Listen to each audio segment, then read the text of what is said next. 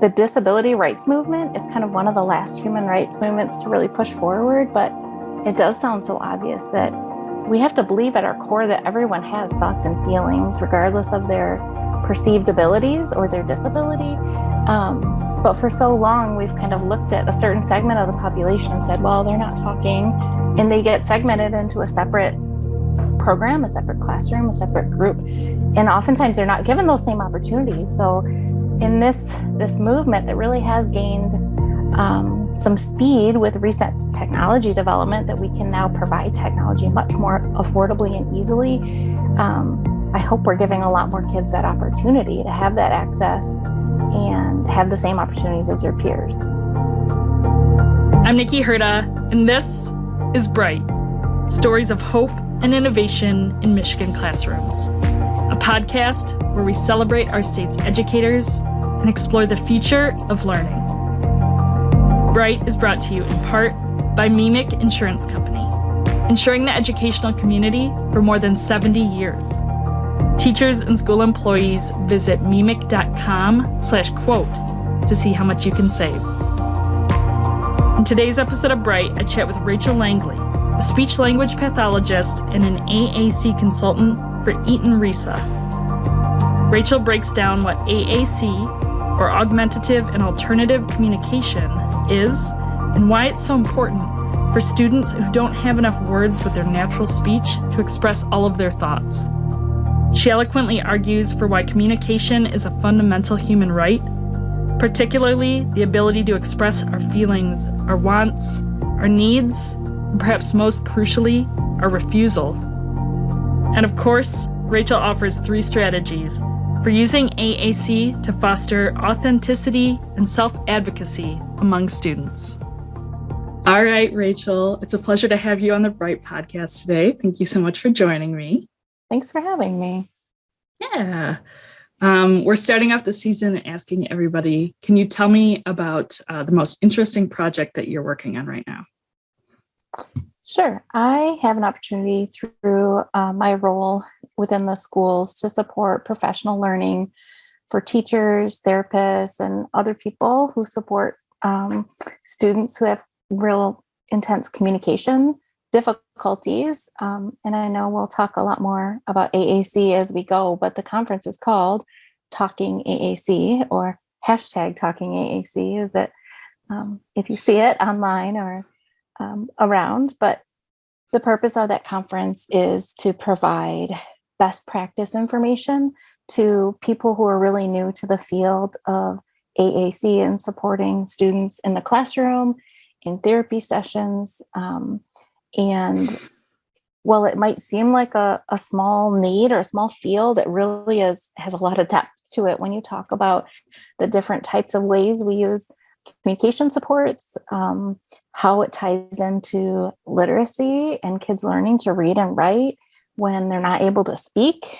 There's a lot of topics. So we offer a really rich kind of menu of professional development and topics, and it happens every year in the fall, usually October or November. Would you want to give us just a brief, just in case somebody listening doesn't know what AAC is? Want to just break that down for us in a really brief way? We'll dig into it more later, but. Absolutely. So AAC stands for augmentative and alternative communication. And that's just a really long term that means any type of tool we use to help others communicate when their natural speech isn't enough. Yeah, that's great. And what kind of students tend to use this technology? So the typical student who might use AAC is someone who just doesn't have enough words to express all their thoughts. So sometimes that's students who have cerebral palsy or motor disorders where they just don't have the muscle strength in their mouth to make the speech sounds that typically developing students would, but they have the same thoughts, they have the same ideas, and hopefully they have the same learning opportunities as their peers, but they need a way to express and communicate the things they're hearing, the things they're thinking, the things they're learning. We also have many autistic students who are supported by AAC as well, where there's there's just different way of processing that sometimes we can't understand, or they have frustration of getting things out and being understood. We provide equipment and resources and the right tools to help them have many ways to communicate and get things out. There's others, of course, as well. There's other students that have either congenital differences or a cognitive disability that we just maybe don't even know the source, but we believe at our core that everyone is a thinking, feeling person that has the right to have a voice and be able to express themselves. And AAC is a term that describes all the different tools that allow a student to communicate. So that might be a paper-based, point to the picture that represents what you're thinking or what you're feeling. And that might be an electronic device that has voice output for them. So they can choose and select their message and it speaks on behalf of them. So those are some examples of what it looks like. There's lots of variety, and I'm sure I didn't include everybody there, but those are some common uses for AAC in the schools. That's great. Thank you. Yeah, when you describe it in that way, it's so, it's easy when you hear these big terms to get lost in but when it's literally giving every child a voice. We talk a lot about voice and choice in education, but ensuring that if they don't have the words, that they have the ability to communicate to their fullest, that's great. So yeah, without getting too philosophical about it, the disability rights movement is kind of one of the last human rights movements to really push forward, but it does sound so obvious that we have to believe at our core that everyone has thoughts and feelings, regardless of their perceived abilities or their disability. But for so long, we've kind of looked at a certain segment of the population and said, well, they're not talking, and they get segmented into a separate program, a separate classroom, a separate group. And oftentimes they're not given those same opportunities. So in this movement that really has gained some speed with recent technology development, that we can now provide technology much more affordably and easily. I hope we're giving a lot more kids that opportunity to have that access and have the same opportunities as their peers. It's funny. I didn't make this connection until right now, and you would have thought that I would have. But there was actually like a really profound story about this in my family that I had forgotten about. I guess probably is my dad's cousin, so second cousin. His name was Jimmy Brooks, and he had severe cerebral palsy, and he unfortunately passed away before I was born. But he was like whip smart, had a photogenic memory or whatever you call that. And his dad was an engineer, and he built him basically a little way to communicate with. He could move one part of his body, I think his foot, like 1 foot, and made it so he could touch, he could communicate. And it ended up, he got involved with some program through MSU. And this was, I don't remember the exact date, in the 80s or 90s probably. And he got to work with them on developing some technology. And the first thing he said, it was like, I think it was video recorded. I found a YouTube video of it. Was something like, if we can put a man on the moon, why can't people like me speak? Wow. And he was like 26 years old. And that was the first time he had been able to actually have a full sentence like that without, tapping with his foot. Yeah, that's incredible. And I might know some of those other pieces, putting that puzzle together. I went to Michigan State and I had a graduate course in AAC. I did not know your second cousin, but okay. I had a professor, Dr. John Eulenberg, who has been part that of sounds Michigan right. State, for a long, long time. And that was his passion in the 80s. Literally, computers were like the size of a room back then. And that's probably what your cousin accessed as part of, they called it then at Michigan State, the Artificial Language Lab. There's some video out there on YouTube. He and one of his other, I don't think it was your cousin, but another kind of client or patient did the first computer supported pizza order out of the lab at Michigan State University. And it's seriously almost like this black and white film they recorded. And, this really early computer voice And the guy, he got hung up on the first 3 or 4 calls because, you hear this weird computer voice in 1983 or whatever it was. So they eventually learned that the first thing you have to say when you're making a call with a computer in 1983 is, I use this computer to help me communicate. Please don't hang up. And then you could go forward and say, I want to order a pizza. Please bring it to MSU. Dr. Eulenberg was also part of like a 2020 story they did.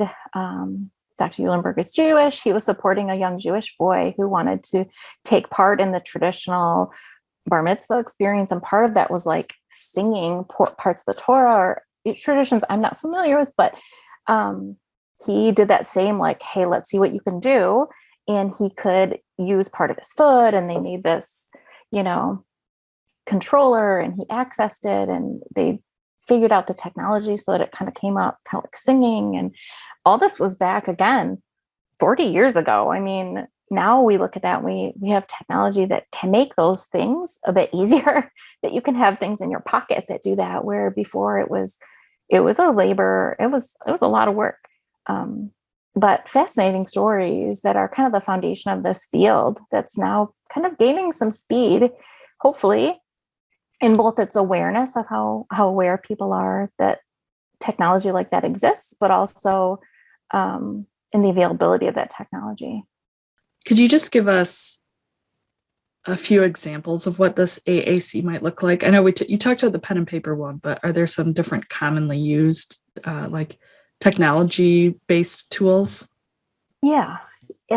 Since the advent of the iPad, that has been a primary tool to support access to communication for a lot of kids. And we often have people asking, well, what about either Android or some non-Apple platform? And the truth is, there just isn't a lot out there. There is one company who's made an open source software. He himself is a dad kind of from Silicon Valley who had a child with severe communication disabilities. And so he's created a program that's called Cough Drop, that's cloud-based, and that can run on any kind of device. But the most common tool and platform is using an iPad-based system. There are probably 5 or 6 of the most common programs that we use within the schools quite a bit to support kids. And the thing that they have in common is that they're what we call grid-based. So they almost look like a keyboard in a way, but instead of having letters on every button, there's symbols, because our learners are often pre-symbolic. They haven't yet learned how to read. So instead of having a word there, we'll have a small symbol that represents the word that button will speak. So there's differences in philosophies about how those programs are organized. But one of the most common ones we hear used quite a bit is called Proloquo to Go. It's more user-friendly. It's available in the App Store. Another is called Touch Chat. And there's another called LAMP, Words for Life. And between those 3, that represents a lot of the tools that I use right now in the schools. Sometimes we have teams who are really nervous. Some of our kids really get obsessive about technology, and they see an iPad and they just think YouTube and games and all the fun things they normally do. And so we'll try to brand a device and say, this is not an iPad, this is a talker, or this is some people call it their voice. This is your voice, or, put it in a unique case, and it only has that communication program on there, because we really can't make a child pick between fun things and learning to communicate, because learning to communicate is still work. It's not coming naturally. There is a big payoff, and we know that. But for kids who are learning it, there's always that pull to something else. So to take that away, we just put the one communication tool and make their fun stuff available on another device so that they can ask for it and they can talk about it and they can say, look at this cool video I found, or whatever. They need both. But sometimes we also use those same symbols, but just print them out on paper and laminate it and say, okay, this can be available with you everywhere on a field trip. It can go in your backpack and not get broken. It can go to the pool, and it can still point to those pictures. And if you've learned the meaning of that, that's a nice stand-in, or kind of a low-tech, easy on-the-go support. Awesome. Thank you. That's really helpful to be able to visualize it. So I can link out to some of those examples that you gave of the popular apps in the show notes too. I was wondering if you could tell us a little bit about, your journey into education, and maybe you could start with, was there a vivid moment that you can remember just really seeing the power of this work or falling in love with education and, wanting to contribute in this way? Sure. So my mom was a teacher, but she was kind of a non-traditional student. She went back when I was probably in elementary to middle school, and started teaching. And so at that age, I would kind of help her a lot or go to school a lot. And I think I already knew I wanted to be in some kind of helping field or education, but wanted to find something that was a little more specialized. And so when I started working and observing speech language pathologists, I thought, okay, I think this is a good fit for me. And the more I got into it, it really put pieces together that were interest to me, both like English and language, but education, and disabilities. And so that was kind of how those pieces fell together. And I really liked the specialized nature that there's no two kids that come to you as a speech language pathologist. We have everything from kids that need help pronunciation, articulation disorders, to language disorders of kids who are speaking but are still learning vocabulary or how to put words in the correct order. Then when it really kind of clicked for me, especially as in my career, I started supporting more and more complex kids, and less of those, hey, this child just needs to work on their R sound, and more specific to students with what we call complex communication needs. And that's kind of a term that the population themselves came up with to say, we don't want to be called nonverbal. We don't want to be called, we don't want someone to say like nonverbal means non-speaking or implies non-thinking, but we have complex needs. We have ideas, we have thoughts, but we can get them out in some way. And so my caseload at the schools I worked in became more and more complex, where I had to learn different strategies. That meant I'm not teaching you how to say certain sounds. Your body's probably not going to use speech sounds as your most efficient way to communicate. So let's look at some other strategies. And the real kind of aha moment and the piece that grabs you is when you're providing other means, whether that's a device or picture symbols, and you've done instruction to help them understand how it works, and they start using it and they give you that look of like, yeah, that's what I meant. And that kind of affirms that they're understanding the purpose of the tool, and they're understanding that they have another way to get their message out without waiting for an adult to guess and figure out what it is that they need.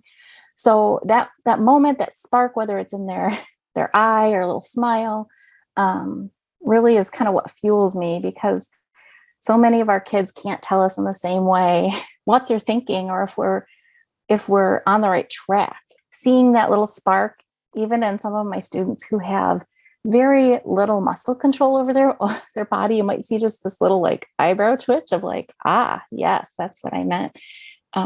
That's really kind of the moment that helps keep fueling me to keep going, because it's sometimes really difficult work that we're doing, but finding that spark, seeing that kind of confirmation that someone is being understood and they understand the purpose of these tools is what fuels me.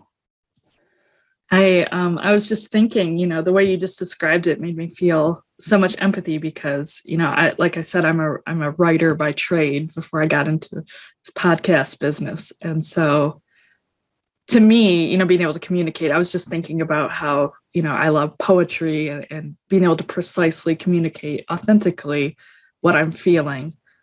And I was just imagining what that might feel like to have just that same urge, but to not have the ability, to have it blocked from you, the ability to do so, and how painful that would be. And so being given an outlet to do it, I can imagine you couldn't see it, the light in their eyes, like, yes, it's like when you get a word perfectly on the page, just that like, yes, it's there, that's it. Yeah. So I had one moment where I went to see a little girl who was about 4 years old at the time. I actually still follow her, and she's, I think, a fifth or sixth grader now, but she was just a little 4-year-old. We don't really know why, what there is about her as a person, but she was non-speaking. She had a few things going on, but no, like, she didn't fit into any little box. But from our interactions with her, you knew she was understanding what you were saying, and she could use pointing and gesture to kind of show you things, but speech was very difficult. And so as I just brought the first time a device to kind of look at and trial with her and show her, in her little preschool classroom, and I'm touching and pointing, and she kind of takes it and goes to the feelings or comments page, I think it was. And you can see she's touching and listening to what each button says. And then she finds one that says, go away. And she just looked up, looked at her teacher and went, and just like gave a little shoo movement with her hand, and that same little eyebrow, that little spark in her eye, like, oh, I like this button. I can tell you to go away, like, give me some space. And it's those little moments like, okay, we've given you another way, because without that, how do kids like her make their wants and needs known? Well, guess what? They're pushing kids away. They're smacking at people, or they're using their behavior, because that's really effective. If you push somebody away, kids give you a little more space. But it's harder to develop friendships when that's the way you're communicating. I need some space. So to give that little tool and watch that little spark go as she's like, oh, go away. I'm gonna use that one a lot. The trick comes in when we are in schools, and a lot of what we as teachers and therapists and educators are trying to promote and support is more of a, here's what we do at school. It's kind of this compliance, like, your job is to sit in the seat and listen and ask questions. But, there's a role of a student that really isn't telling someone to stop or go away, or, so that's that push pull where we want to make the words available, but also talk about like when to use them. Like, if someone is really in your space, or it's important to have that for self-advocacy, but you also have to respect that sometimes the teacher has to come give you your snack or help you tie your shoe and things like that. So yeah, that makes sense in a way, right? Because, we all do have to learn that when we start using the responsibility of language.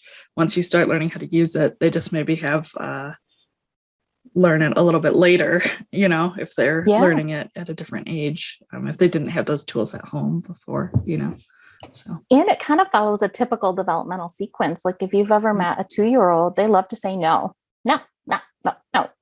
Well, a lot of times when we have a student, they might not be 2, they might be 4 or 5 or 6, but they've just now had access to communication for the first time, and they find that no button.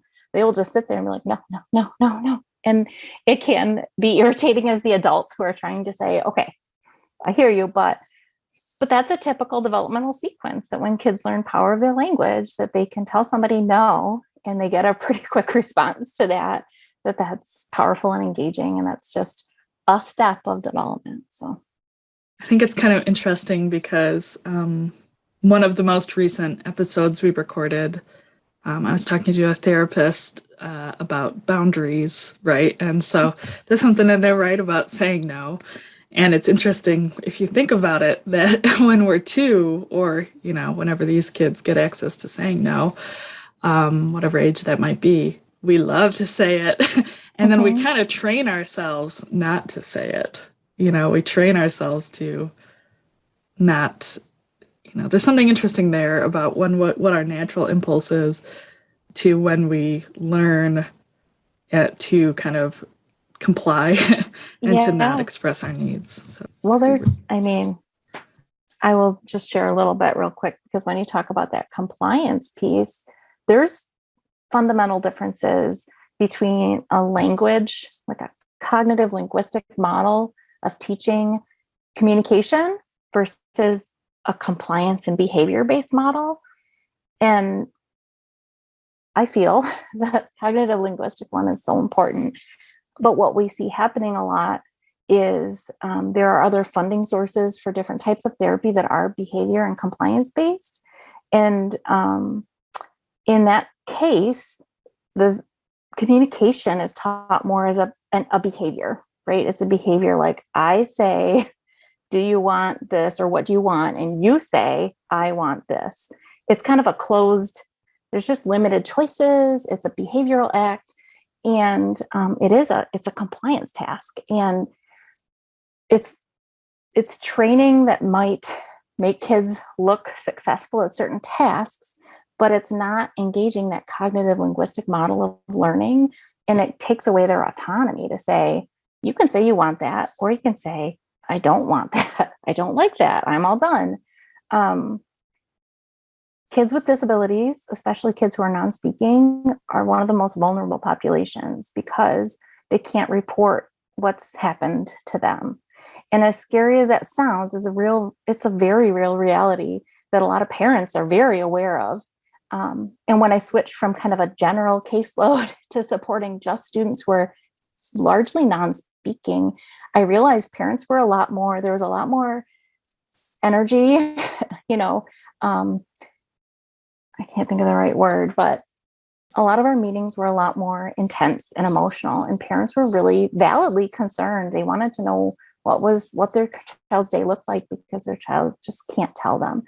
And so I think we just have to think about the potential danger in teaching a compliance-based model to students who already are pretty vulnerable, and teaching them that their job is to do what the adult tells them to do, and not their job is to use their words to tell us what they want or don't want. Yeah, it makes a whole lot of sense when you start talking about it like that. And it makes me think of too, how the intentionality behind what you said with, calling these students nonverbal. Like, I can see why they might not want to be called that, because what they are actively trying to do with this technology is to communicate. So if you call them nonverbal, it's like completely the opposite of what they're really desperately trying to do.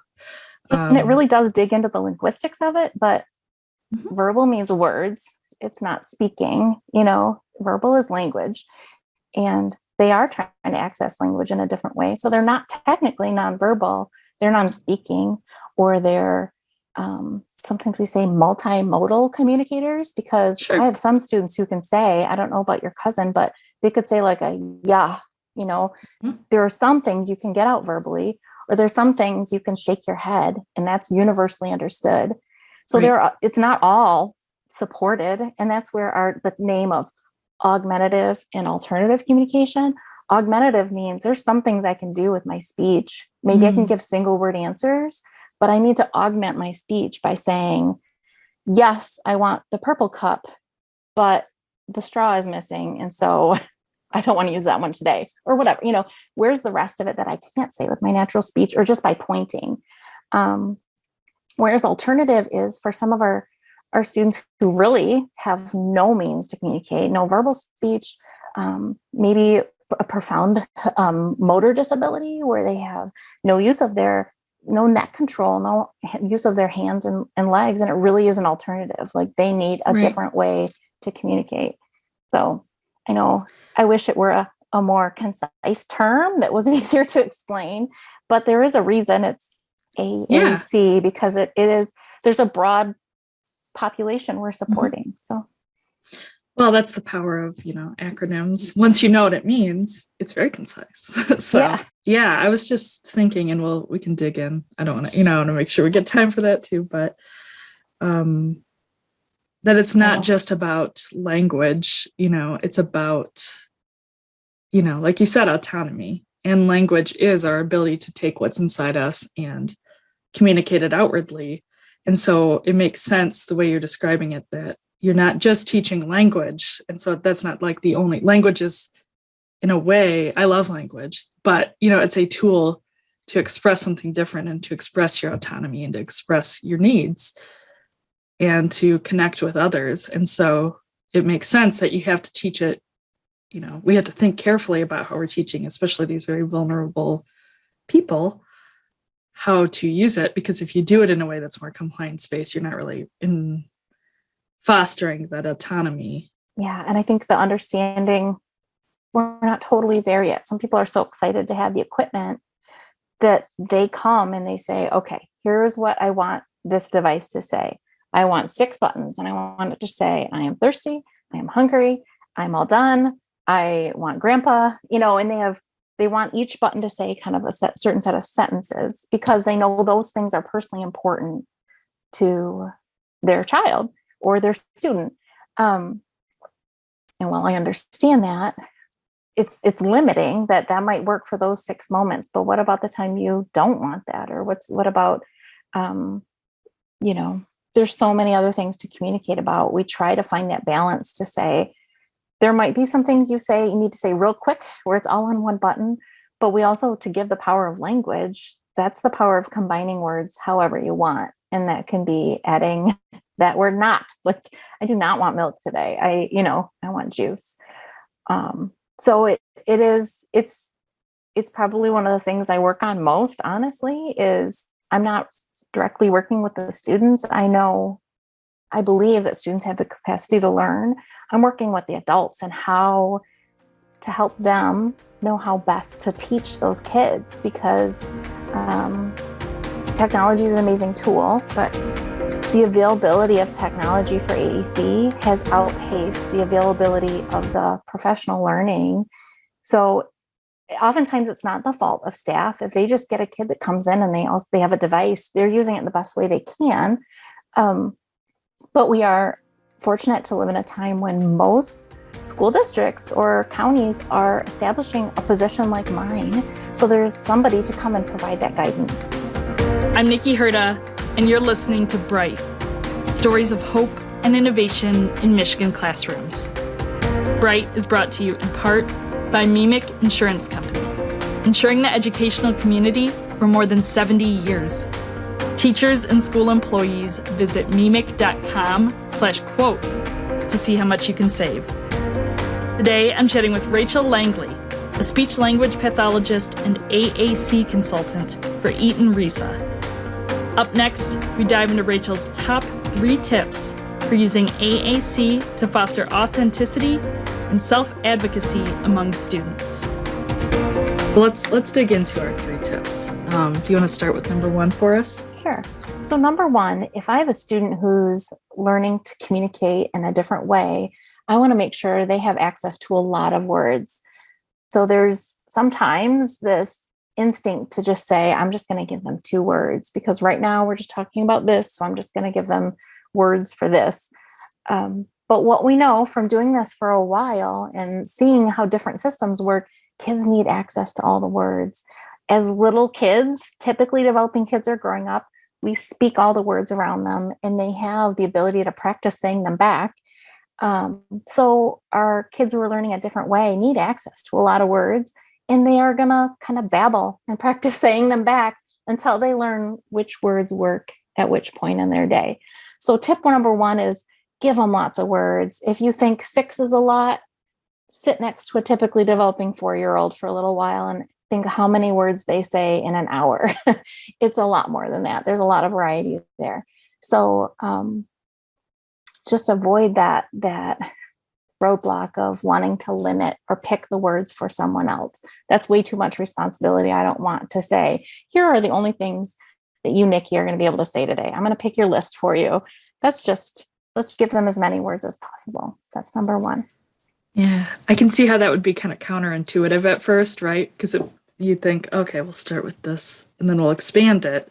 But you're kind of saying, no.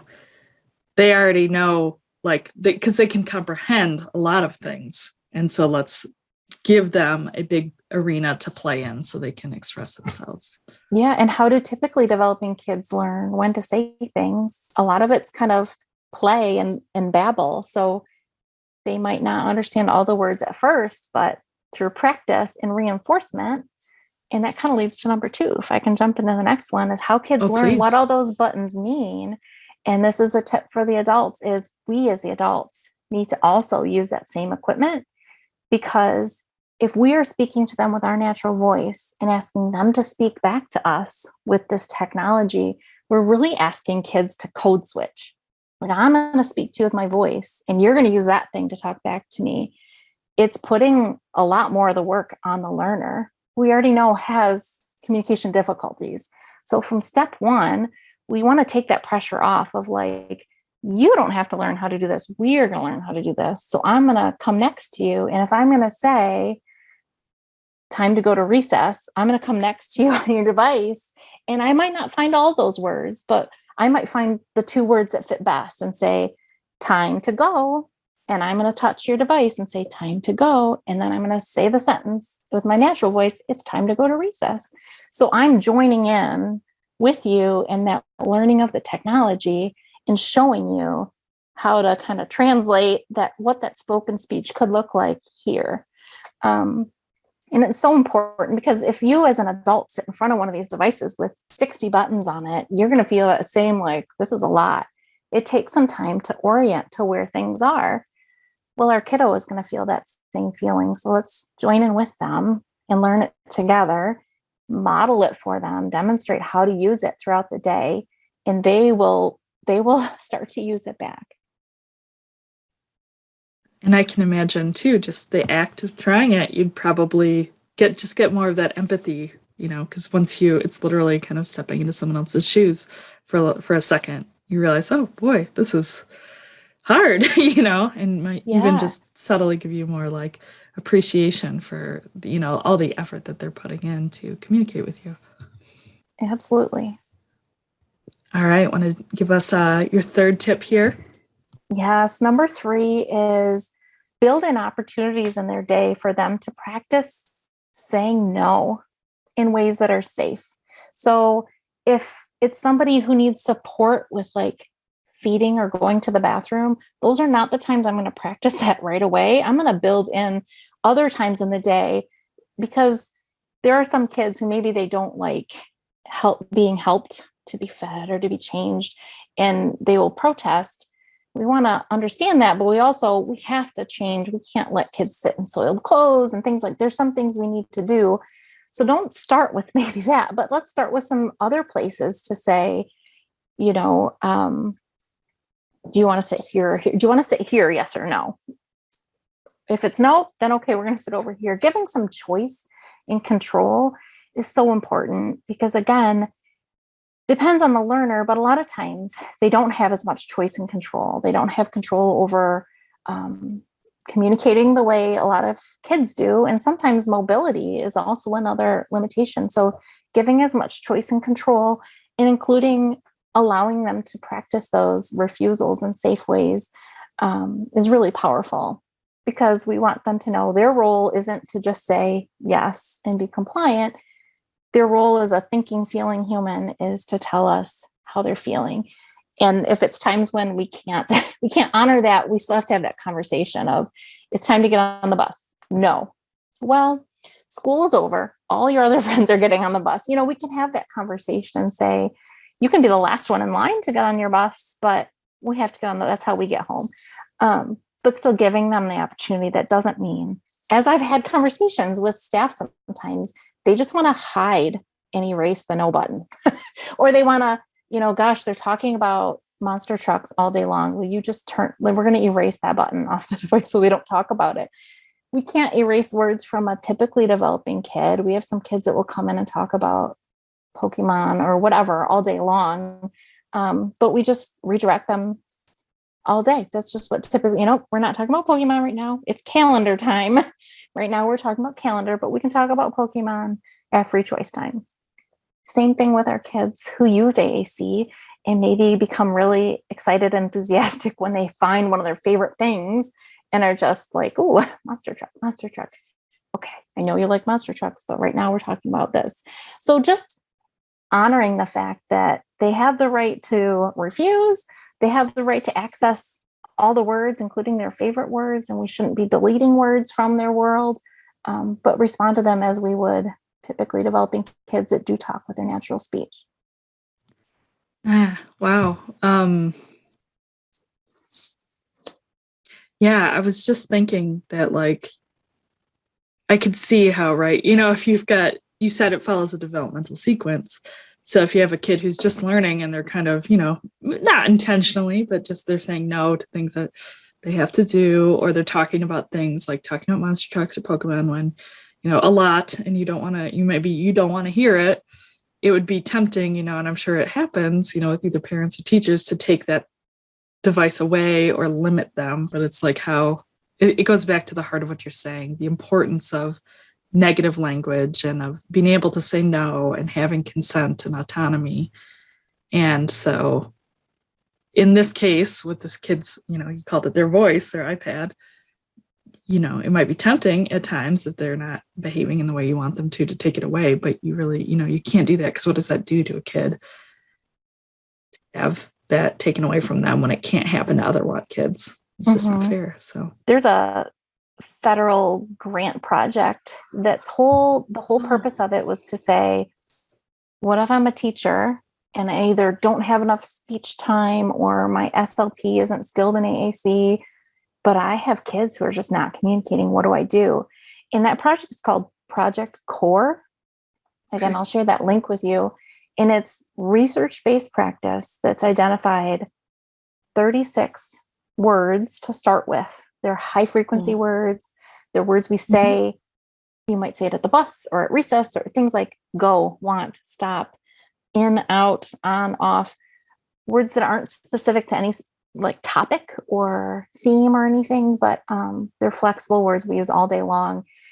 So not only do they have a board you can just print out and start with, they have a whole series of short recorded professional learning that are 15 to 20 minutes on how to use they call it universal core board.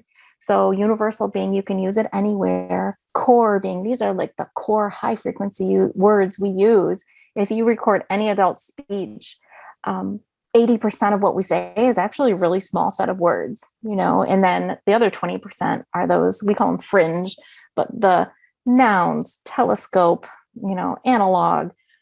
But 80% of what we say is a pretty small set of words. So we're focusing on those high frequency words. And there is, again, the professional pre-recorded learning that is available to any teacher. If you've not had a student like this or the training, it gives you a nice starting place.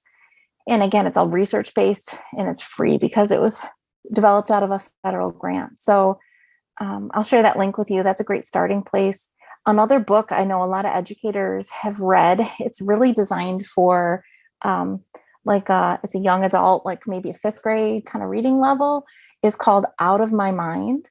And it is a fictional story about a little girl who has cerebral palsy and has been placed in a separate classroom because she can't speak. And eventually they find a way to help her communicate, and they learn a lot of things about her. So I won't spoil that story for you, but I did just see, I follow a lot of AAC groups online, and I did just see a casting call that they are trying to make it into a movie. So I'm excited. That one's been around for a little while, and it's it's a serious topic, and it's a very realistic story, but it's young adult kid based enough that, there's fart jokes and things in there that I've seen it used as like a read aloud for if, hey, you know what, we have a student in our classroom who uses a wheelchair and uses a communication device.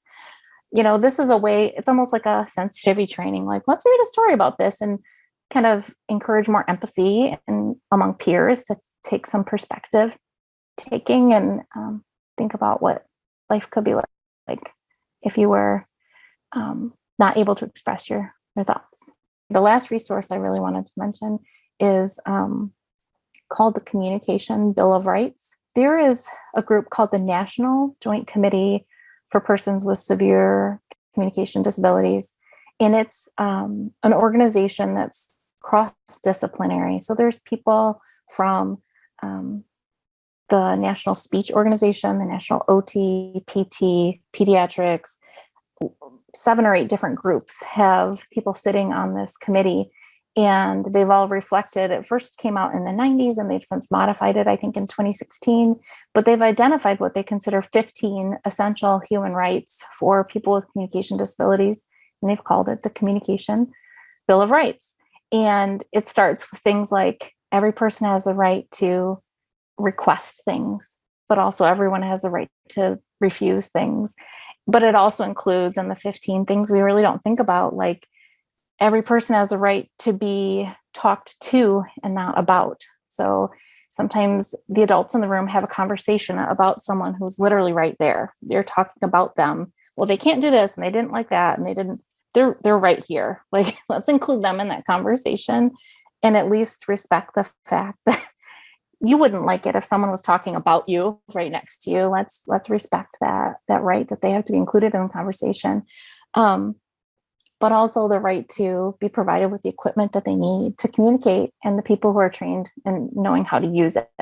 So if you look through those 15 rights, it really can spur a lot of great conversations about like, ooh, how do we do as a school, as a community, or even as a classroom in honoring these rights in our students with communication disabilities. Thank you so much for sharing those resources. I will definitely link out to all of them in the show notes if anybody wants to take a deeper dive. So I'm thinking, if I was an educator, I might think like, oh man, this is like, there's a lot here that I could dig into, right?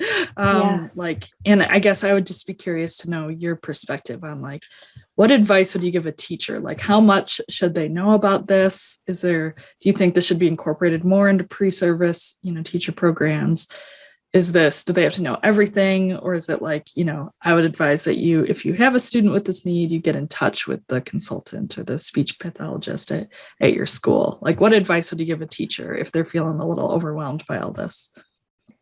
So kind of big picture, the best advice and kind of the most success I have when I work with teams is when the teacher first and foremost sees that student as one of their students. That alone just gets through a lot of the barriers that sometimes come up through learning this really specialized way to communicate. And by that, I mean, if you see that student and you say, oh, they're just here for XYZ time, but that's a special ed kid, or that's a program kid, or that kind of creates a barrier, and kids sense that, your classmates sense that. So the first and foremost, if you can just accept them in as part of your classroom and invite all and ask for all the support you need to make that successful, is just step one. You can't know all of this. I've worked exclusively in AAC for a while now, and I still have stuff I'm learning. But to have the right people there to support you and say, okay, here's how we're going to make this. We're going to break this into small steps or small bites so it doesn't feel so overwhelming. I guess pre-service, that's my biggest hope, is that people would just understand that all kids, regardless of communication disability, again, are thinking, feeling kids that just want to belong and be heard and be understood. And making sure your classroom is a supportive environment that's welcoming to that, and that the classmates understand that we all communicate differently, but we're all the same basic human rights and human needs, want to be heard and want to fit in. Got one last question for you. Mm-hmm. Could you tell me about a teacher who had an impact on your life? I think I've been fortunate that I've had a lot of people mentor and coach me throughout my professional career. And so those are the people that come to mind most when I think about a teacher who's really impacted me.